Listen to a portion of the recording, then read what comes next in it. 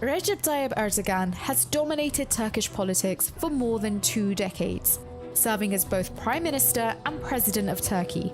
The veteran leader is a polarizing figure in the country. His supporters see him as a strong man who has overseen significant economic growth and expanded Turkey's influence on the global stage. But his opponents have criticized him for his increasing authoritarian tendencies and human rights record.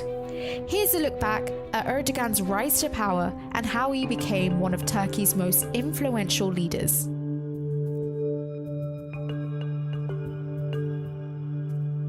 Born in 1954 on Turkey's Black Sea coast, Erdogan was the youngest of 5 and grew up in the working-class Kasımpaşa neighborhood of Istanbul. The young Erdogan was known for his football skills, but he also frequently spoke about the discrimination he faced growing up as a devout Muslim in a secular society.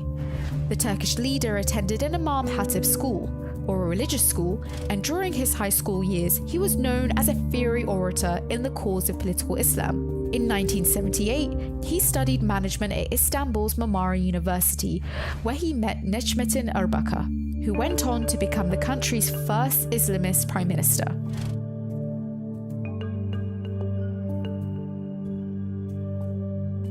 After the 1980 Turkish military coup, Erdogan followed his mentor Erbakan into the Welfare Party.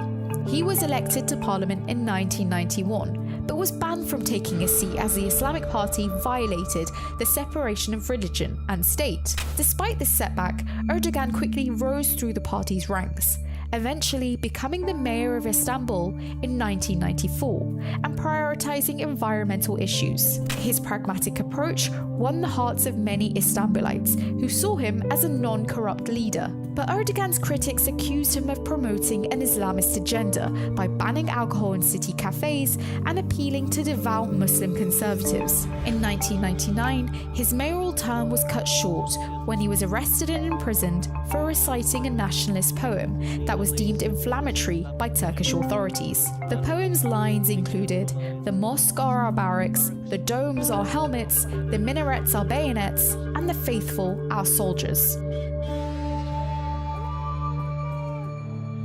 After serving 4 months in jail, Erdogan returned to politics and in 2001 established the AKP, or Justice and Development Party, with Abdullah Gül. The party, with its roots in Islamism, won a parliamentary majority in 2002, leading to Erdogan's appointment as Prime Minister in 2003.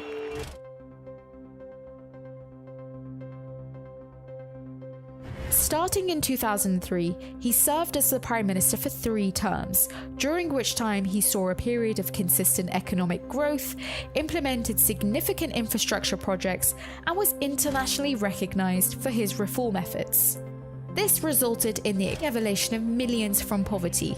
He also moved to lift a ban on women wearing headscarves in public services and supported the rights of Turks to express their religion more openly. Erdogan's AKP party managed to bring the Turkish military, which had previously toppled 4 governments since 1960, under control. In 2005, Turkey began negotiations to join the European Union. Western allies had initially seen Turkey as a hopeful combination of Islam and democracy that could inspire other Middle Eastern nations fighting autocracy and economic stagnation. But his push for greater powers polarized the country and alarmed international partners.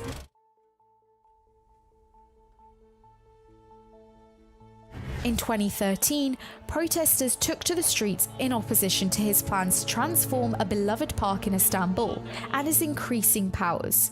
The Gezi Park protests marked a turning point in his leadership, with opponents viewing him as a religious autocrat rather than a democratic leader. During this time, political differences started forming between long-term allies.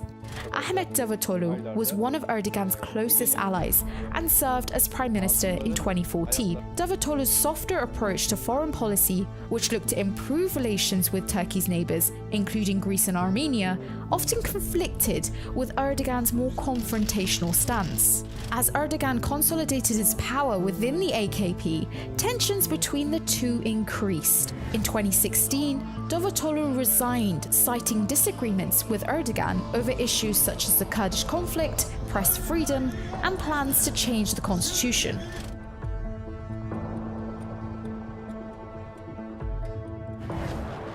On the 15th of July 2016, military jets were witnessed flying over Ankara and helicopters bombed the police headquarters in Gölbaşı. Erdogan faced a major threat to power, the bloodiest coup attempt in Turkey's political history.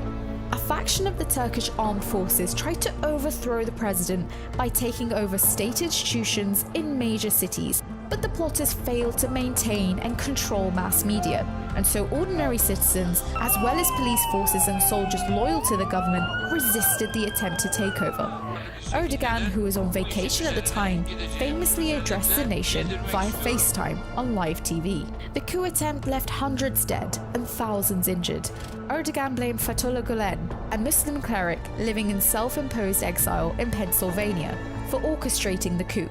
In the next few weeks, 150,000 public servants were sacked and more than 50,000 people were detained, including journalists, lawyers, and academics. The coup attempt paved the way for the 2017 referendum, which would change the constitution, replacing the parliamentary system with an executive presidency. Erdogan narrowly won the referendum, expanding his presidential powers and potentially extending his time in office until 2029.